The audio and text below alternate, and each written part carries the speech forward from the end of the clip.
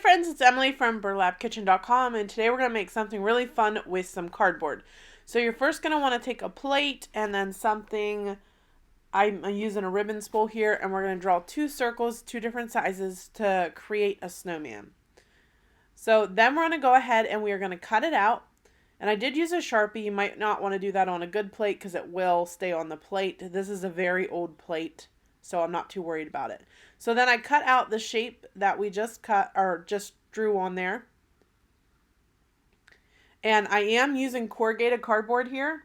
So to do that, all you have to do is soak it in water and then peel the layers off and you'll get this pretty corrugated cardboard. So then I'm going to trace it onto a sheet of regular cardboard. And the reason I'm doing this is because the corrugated cardboard gets a little bit flimsy. So to kind of make it a little more sturdy, I just put it onto another piece of cardboard. That way it will stand up straight and it won't flop over. So then what I'm going to do is I'm going to go ahead and hot glue these together. Just like that. This is a very cool way to decorate if you're on a budget, very inexpensive.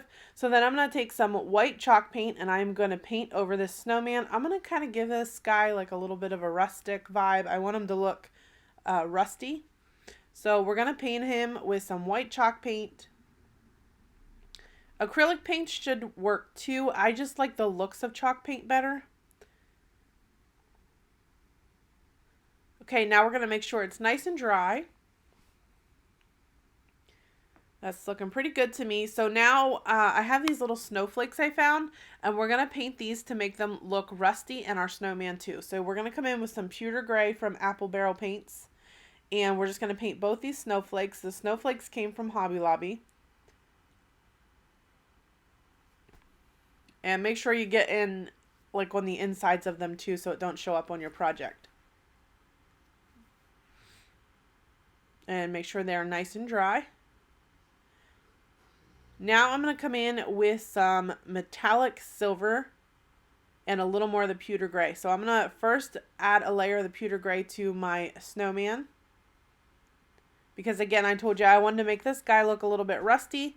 And then we're going to come in and sponge over some metallic silver. We're going to go over the gray that we painted on and then also real lightly over the rest of the snowman. Then we're going to make sure it's nice and dry. Next, I'm going to come in with some brown oxide from Apple Barrel and mix it with a little bit of baking soda to give it some texture. And then we're going to go ahead and dab that over those dark gray spots that we added. And then we'll offload a good bit of off of our sponge and then kind of lightly tap it over the entire snowman. You can see how that just kind of looks like it's rusty. I love that look. So we're going to make sure it's nice and dry.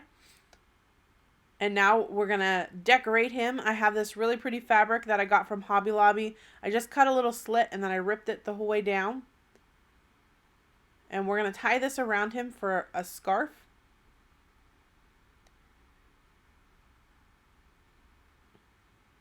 Then I'm going to trim it down. And I like to fray the edges, so just pull those threads out the end of the scarf and it will look like a real scarf. Next, I'm going to come in with some black little buttons for his eyes, and then I'm going to cut out a nose. When you're doing this, make sure, I wanted the nose to be corrugated, so make sure you cut it on the right side of the cardboard. I cut it on the wrong side the first time, so then I had to go the other way. Then we're going to come in with this toasted terracotta colored. This is a plaid paint also. I think this is folk art, and I got this at Hobby Lobby. So we're going to make sure that's nice and dry. Then I'm just going to go over it with that sponge that had the brown oxide and baking soda on it, just to kind of make it look rusty too.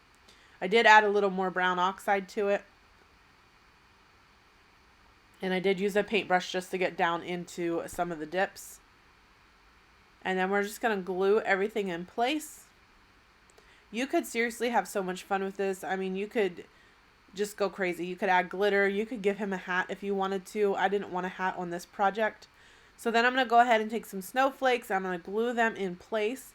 Then I have this little pick that I got at Walmart. I'm going to cut a little piece of that off for a little embellishment. And I'm just going to glue that in place. And then I'm going to add a little rusty bell. So now what we're going to do is I want him to stand up.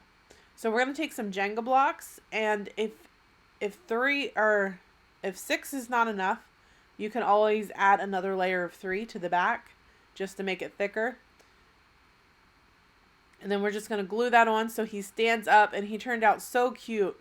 This project was so much fun. I hope you guys enjoyed it. For more fun ideas just like this, please follow burlapkitchen.com. Thank you.